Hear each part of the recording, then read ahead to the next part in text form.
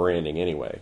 Well, a brand is the personality that identifies a product, service, company, or person. So people describe a brand in terms of their thoughts, feelings, perceptions, images, experiences, beliefs, attitudes towards the product, service, company, or person, and how it relates to others. So your company is a brand, your product or service is a brand, you are a brand. And if you want to know what brand you are, the question you have to ask yourself is, what do people think when they think of me? You know, when you hear the name Phill Grove, what's your perception? That is the brand. So why is branding important? Well, because the brand has power, and the brand has the power to bring money and deals to you. So let's talk about brand power for a few minutes and talk about, you know, what does it mean for your brand to have power? So for example, I'll go through a little exercise with you.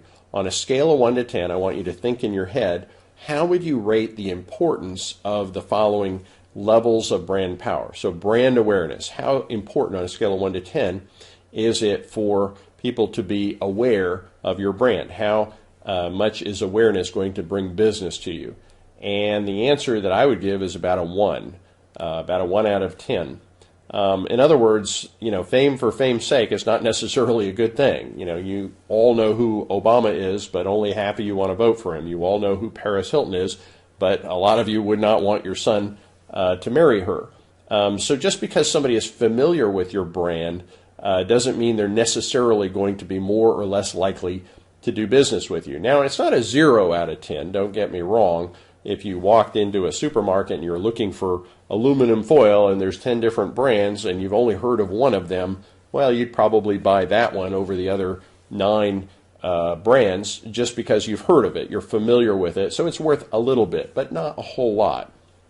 Better than brand awareness is really brand preference. You want people to prefer your brand over other people's brands. You want them to prefer to do business with you versus other people. So on a scale of 1 to 10, how would you rate the importance of brand preference?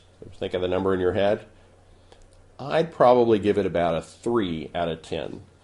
And the reason I'd only give it a 3 out of 10 is that it's great to have brand preference. So for example, somebody walks into a restaurant and the waiter says, "What would you like to drink?" "I'd like a Coke."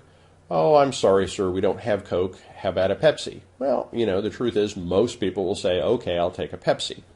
So if they had both Coke and Pepsi, you'd get all the people that wanted Coke and asked for Coke. But if they didn't have Coke, you know, you wouldn't get those people because they'd probably just go ahead and order the Pepsi.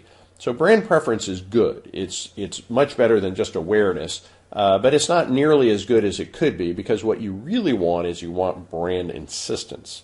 So brand insistence is when the guy sits in the restaurant and is asked you, "What do you want to drink?" He says, "I want a Coke." And the waiter says, "I'm sorry, we only have Pepsi." And then the guy comes back and says, "Well, I don't drink Pepsi. I only drink Coke, and that's what I want."